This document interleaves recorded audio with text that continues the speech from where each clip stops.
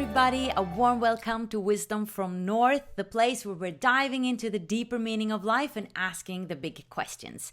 My name is Jannike, and today I'm thrilled to be here with Dr. Alberto Villoldo, who is a medical anthropologist and a best-selling author.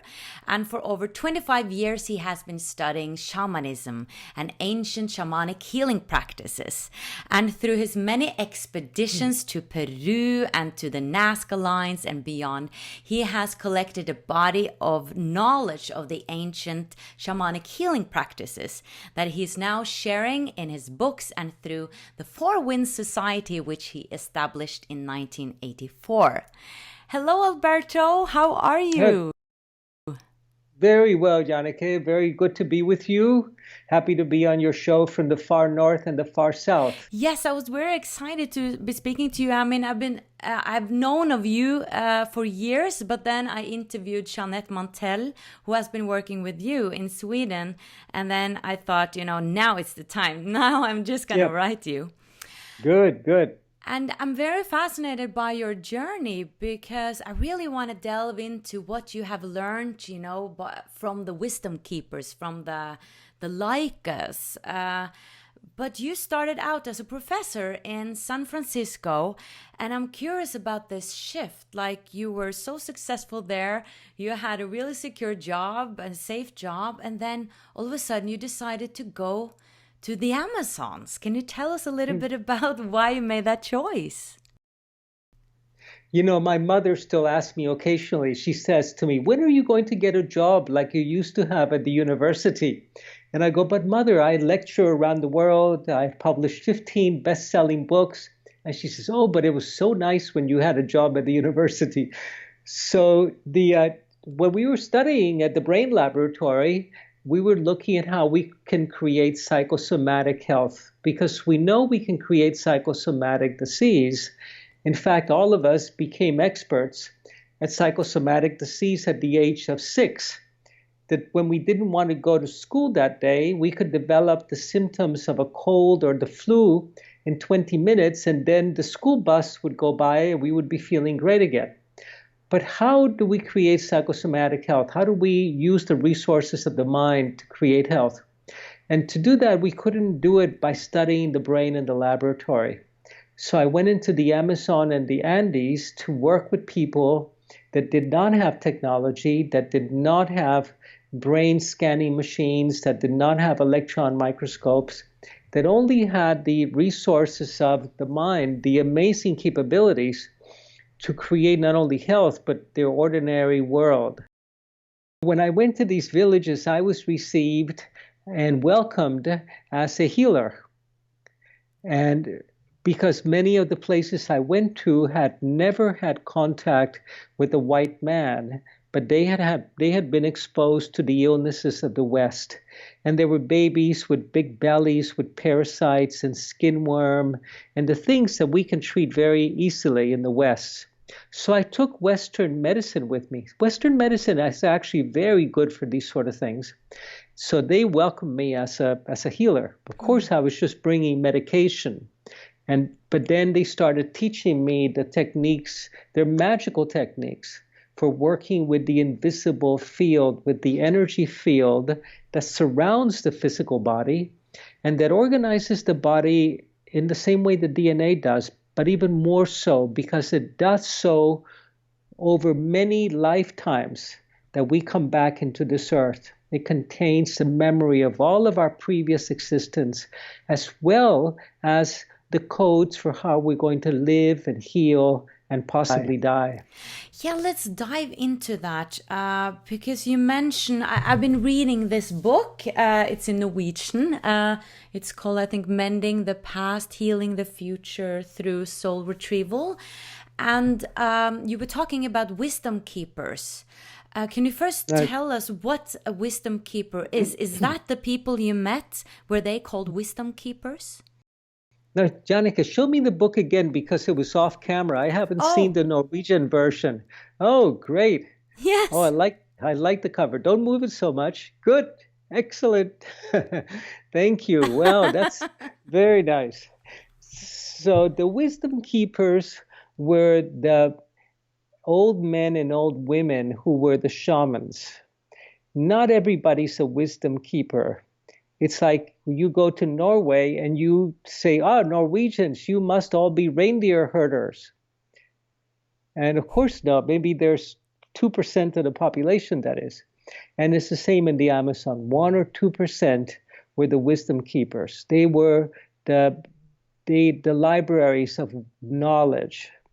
And their knowledge was not about how to build bows and arrows and huts, but really how to access the hard disk drive of universal wisdom, how to access the wisdom of the cosmos itself.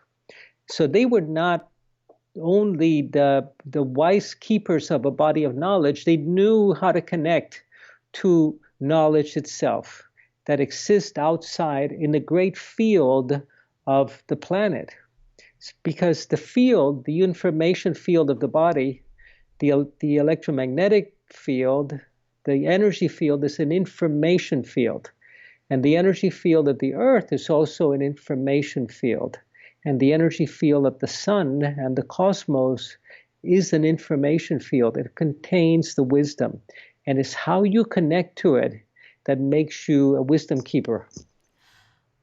Okay, so you were able to meet these people and they taught you what they believed in, or actually, from what I understood or understand, they have kept this knowledge for like 5,000 years or something. That is that old. Is that right? Mm-hmm. Yeah, it's even older. It's 50,000 years old. Oh yeah, because I saw one place I saw 5,000 and another place I saw 50,000. Yeah, they made a mistake. They forgot 1 0 in the book. Right, yes. It's 50,000 years old. So they have passed on this information through generations and generations. Remember, this information is not verbal or in books. This information is in the field. So it's always available. It's always been available. Think of your computer disk drive, so that even if you go on a vacation or a holiday, your computer hard disk contains all of your emails, all of your information. And anyone who can access it has access to that information. This wisdom is universal, and it's a matter of whether you have the codes, the password to get into the password protected regions. Oh, I didn't know that. I thought it was more something that was passed on, like this knowledge that was passed on. But you're saying that they actually have the access. You just need the ability to access this information in a way. Totally. And that can be all of us? That can be all of us, but you have to have the codes, because most of the time the information you're going to access is not the really high quality information that you want. Like if you go in the internet, there's a lot of junk. But if you have access to the great libraries and to the research and to the science, you're going to really get to areas that are incredible. Otherwise, you're just going to be getting cooking recipes and porn. But in the field, you have access to all of the information that's ever been available to humanity from the very beginning of time. And you have access to the wisdom that existed even before we came into this planet, into the earth, when we came from the stars. So this is direct connection. It's not depending on somebody telling you. It's depending on somebody giving you the access codes. And this is what happens during the rites of initiation with the shamans. And this is what we teach our students to do now. We teach them the healing practices in our light body school, but then we go through the rites of passage and initiation that give you the passwords to get into the really ancient wisdom that has been kept secret because it's very powerful and it can be misused. Wow. So this password or this code is that one angle that those wisdom keepers have, and other schools or teachings have other passwords, if you know what I mean, that there are different roads to Rome, to say it like that? There are different roads to Rome, but the idea is to get to Rome, not to get caught in the road. Okay. So every tradition, every spiritual tradition in the planet has their own road. But the problem is that people get very distracted by the road and forget that they're trying to get to Rome. So the shamanic path is a very quick road. It's the lightning path. It's very, very rapid. And it's not a religious path. The religious path is a very slow path. Oh. Because you have to go through pay a lot of dues and, it's a very difficult and challenging and controlled where only the very people at the top give you access to the great wisdom. It's not available to everyone.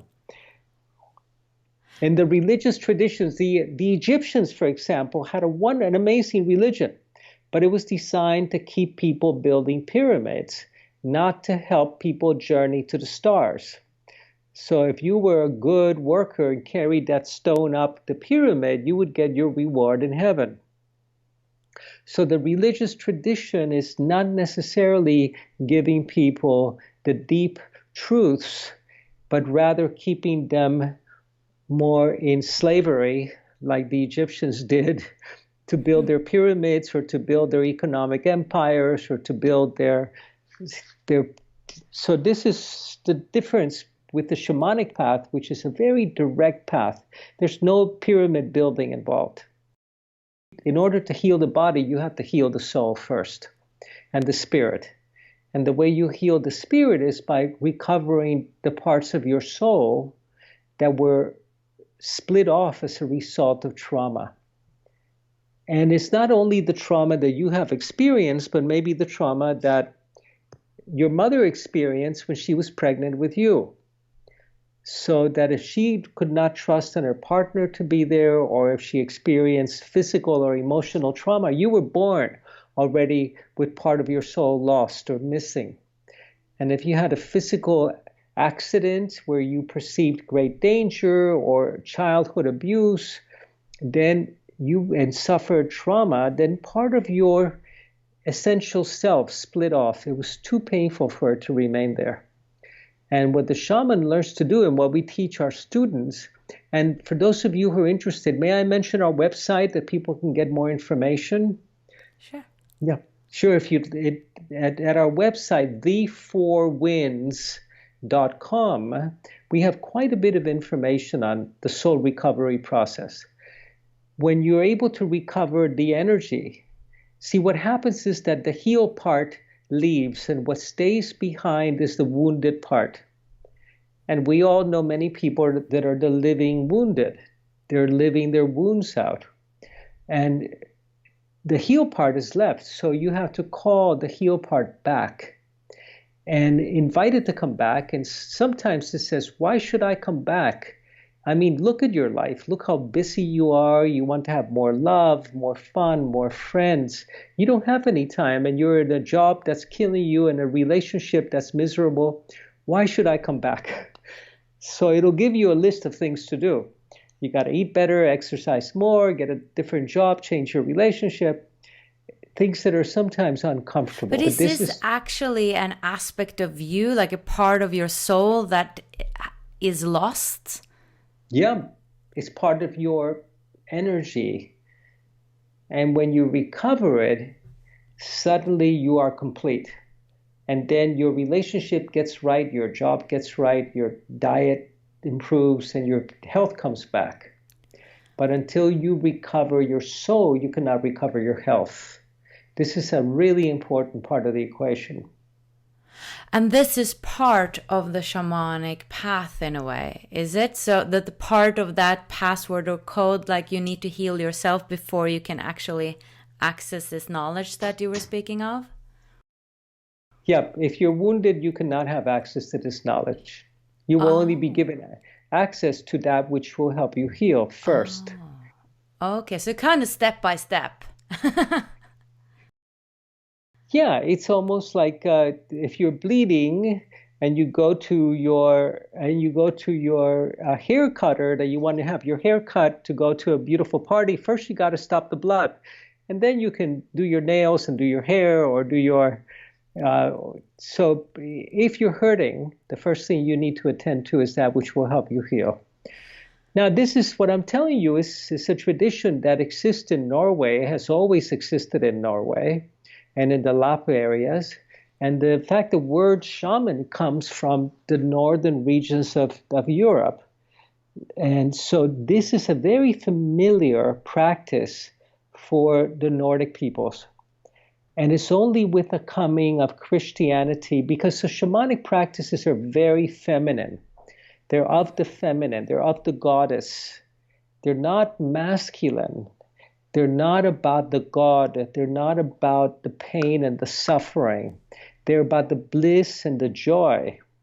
So these practices were very persecuted by religion and by Christianity, so much so that they had to go into hiding. But now they're coming back, because now we have exhausted all of the masculine traditions that are predatory, that are violent, that are economies of extracting things from the earth and not respecting the earth. Medicine of extracting things from your body. You have a problem with your body, they'll pull that organ out. So what we do, for example, the way the shamanic healing works is that you create the conditions for health, and then disease goes away. So you don't treat disease. You don't treat illnesses. Illnesses do not exist. It's a lie. We've been told a lie that illnesses are real. They're not. They don't exist. When you create the conditions for health, illnesses go away. And in America, for example, we don't have a healthcare system. We have a disease care system where people treat disease. The shaman treats health. And this is what's emerging now. This is the new paradigm. This is the new direction for health. And it's going to be in the hands of men and women that can help you to recover your health and to grow a new body that is not afflicted by Alzheimer's or by cancer or by heart disease. And this is what we teach our students to do. It just seems like a very long path, because I'm wondering, could you ever become whole? Because I feel like there's always something to work on, that we're ever expanding. So there's always something going on. Yeah, if you believe that, that's what's going to happen the rest of your life. If you need a problem in order to grow, if you need something to work on in order to grow, that's what you're going to keep creating. But if you want to grow through direct wisdom, that's a much faster route. You don't need to grow by having a physical illness. There are ways to grow that do not imply or require suffering. You know, when I was in the Amazon jungle, there was no cases of Alzheimer's, no cases of heart disease, no cases of cancer. And today, if you get to be 85 years old in the Western world, you have a 50% risk of having diagnosable Alzheimer's. 50%. The cancer rates are crazy. Heart disease is rampant. So today, what I do today is I train shamans, modern shamans, that are steeped in neuroscience, that know how the brain works, that know how you can, when you do the shamanic diet that's in my new book, One Spirit Medicine, 75% of your symptoms, your physical symptoms, go away in 1 week. 75%. And we've done it with hundreds of people. So today we're training the future healers, the health coaches that are going to work with creating health, with recovering the soul of the individual and of companies and of nations, because we're living in a time when we've lost our collective soul. Oh. Okay. So I'm sorry to run away to talk for such a long period, but you got me started on a subject that's really important. yeah, no, that's wonderful. I'm just taking in what you're saying. But I was curious, the state that you're in, like, I mean, I've read that you had your own journey. You had to become whole, and you became whole. Would you say that that's the same as being awakened, that you kind of awakened? Well, I'll tell you what it took for me.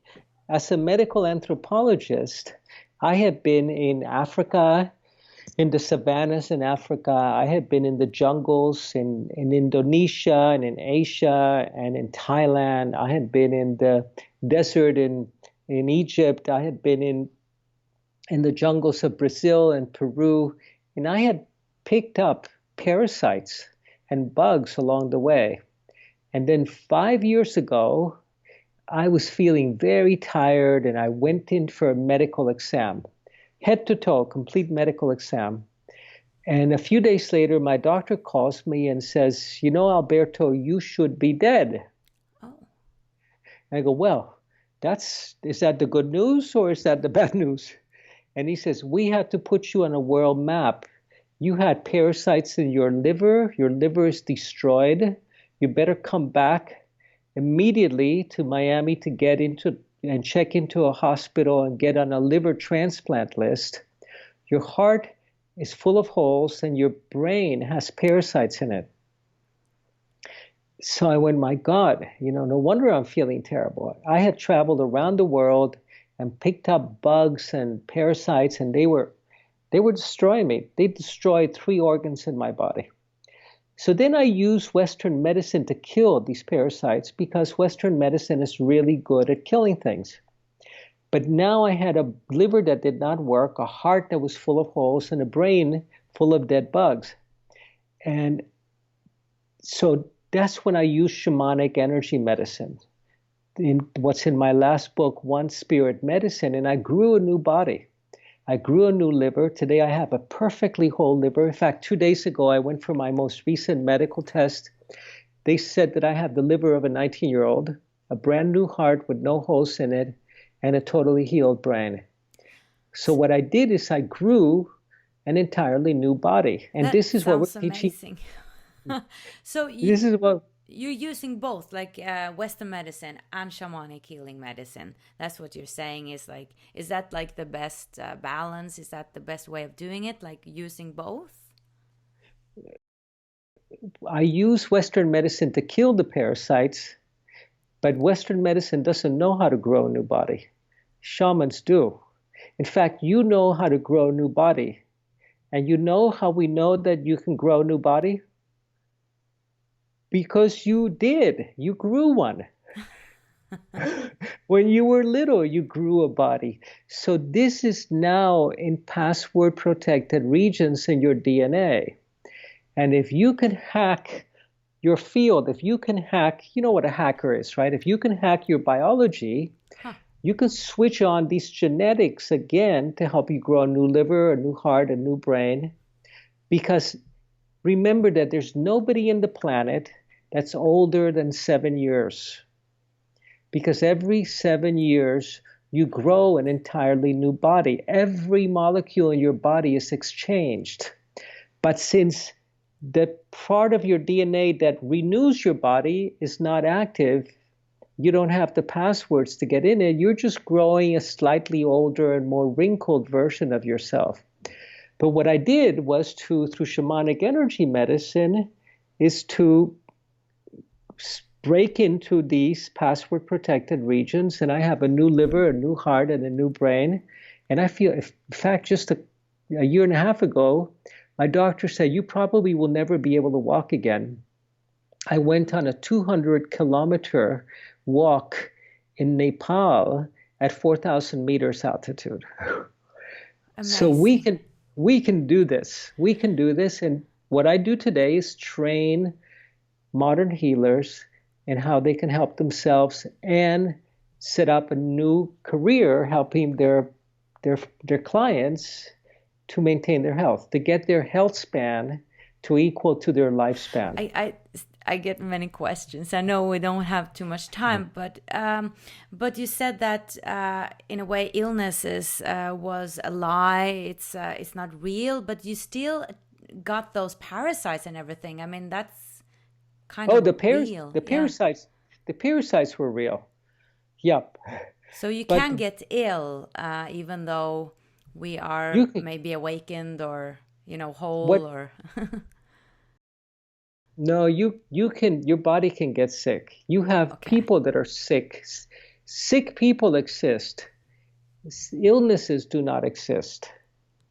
So when I work with a patient, I tell them, you're not a diagnosis. They come to me and they're really scared. I got this diagnosis. And I say to them, you're not a diagnosis. You're a miracle. You're a living miracle. And let's work with that. Let me help you understand that you're not a diagnosis. You're not a statistic. Yeah. And then when they discover that they're a miracle, then they begin to heal. But I'm curious about this wholeness when you felt whole, like you were writing in this book. Did that feel like an awakening? Because I can just imagine having all these soul parts back, like all of a sudden you feel whole. Like, was that a kind of No. like a feeling of nirvana or something? No, I think that awakening is overrated. I think this is just a marketing strategy for. I think awakening is what happens every morning when you get out of bed and you say thank you God for this beautiful day and for being alive. That's an awakening. But in terms of this idea that you have an awakening, forget about it. Because that means that you're not awake now. That means that you're asleep now. So if you are truly a spark of the divine, then you're awake all the time. Yeah, I So just interviewed many people, and I interviewed actually Hazel Courtney, who has been interviewing you, and she had this sudden awakening, like all of a sudden she could hear people, what they were thinking and stuff like that. So something must have happened to her, and I'm wondering. That's not an awakening. That's a Oh, rewiring. That's a rewiring of the brain. And we oh, don't want to hear spirits talking all the time. Imagine if you could suddenly hear the television stations inside your head. That's not an awakening. That's not good. That's okay. just simply a rewiring of the brain. An awakening is happening all the time. It's your experience of spirit. But that's just a popular cliche. Okay. So in the shamanic world, the constant practice that we do is a practice of giving thanks to spirit for being here today. And then we realize that we're here to make miracles, that we did not come here to grow corn only. We came here to grow gods. Well, that's and to, nice. I like and to, that.